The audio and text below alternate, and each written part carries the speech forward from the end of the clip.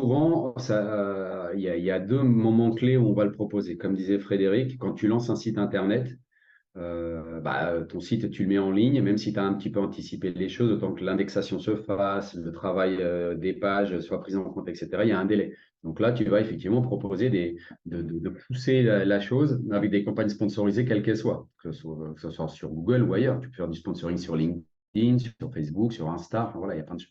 Tu peux pousser les choses de mille et une façons. Donc, c'est un moment où effectivement, on va mettre ça en avant pour nos clients.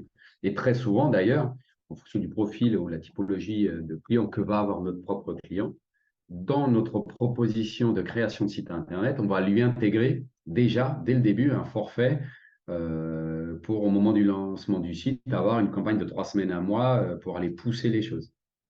Et on intègre effectivement le référencement payant, mais on intègre de plus en plus des stratégies aussi de sponsoring sur les réseaux sociaux, parce que c'est un canal qui devient de plus en plus intéressant.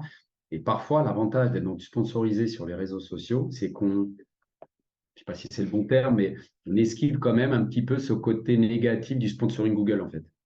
C'est-à-dire que les gens, malgré tout, sur les réseaux sociaux, sont un peu plus ouverts à un post sponsorisé ou à un message privé. Par exemple, sur LinkedIn, tu vas payer pour envoyer ce qu'on appelle un message in-mail à une cible très qualifiée. Eh ben, les gens sont un peu plus ouverts d'esprit à écouter ou à lire ce que tu as balancé qu'à une campagne sponsorisée lambda sur Google, sur un terme basique. Tu vois.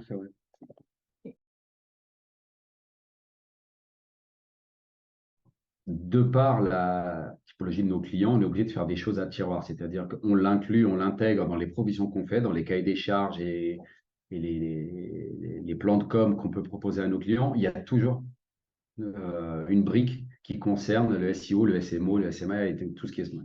Et donc après, on distingue financièrement les choses pour que le client sache ce que ça coûte de le faire à côté. Mais très souvent, on lui explique aussi que ça coûte toujours moins cher de le faire en même temps que la mise en ligne d'un site ou la création du projet ou la stratégie de com digital que de faire les choses d'un côté et de revenir dans 6 mois pour recommencer. Donc après, c'est au client, enfin, c'est pas nous qui signons le chèque en bas à droite. Donc nous, on n'est que, en tant que force de conseil. C'est pas parce qu'on veut prêcher pour nos paroles, c'est parce qu'on sait qu'on aura de meilleurs résultats en faisant tout de suite. Et si on a des meilleurs résultats, le client est content. Et si le client est content, bah forcément, ça nous fait une image beaucoup plus positive pour nous aussi. Donc, c'est gagnant-gagnant au final. Mais parfois, le client, voilà, il a ses réalités qui peuvent être légitimes à son niveau, où il n'accepte pas toujours. Mais oui, ça fait toujours partie intégrante. Il y a toujours une brique qui concerne la visibilité dans l'écosystème Internet au sens large du terme. Et qu'on va adapter en fonction de ce que propose et ce que vend le client. C'est ce que je disais en début d'entretien, on ne peut pas avoir la même stratégie, quelqu'un qui vend un produit, quelqu'un qui vend un service, tu vois, sans parler de quel type de produit, quel type de service, mais déjà rien que cette distinction-là fait qu'on aura forcément une stratégie différente, un angle d'attaque qui ne sera pas le même. Si tu vends le dernier iPhone 15, bah, tu vas matraquer les belles photos de l'iPhone en titane et je ne sais quoi, enfin, et des arguments pécuniers, etc. Tu vas faire du volume, du clic, et voilà, tu n'es pas dans la même logique que si tu vends un service où ça ne se vend pas en 5 minutes, un service. Donc,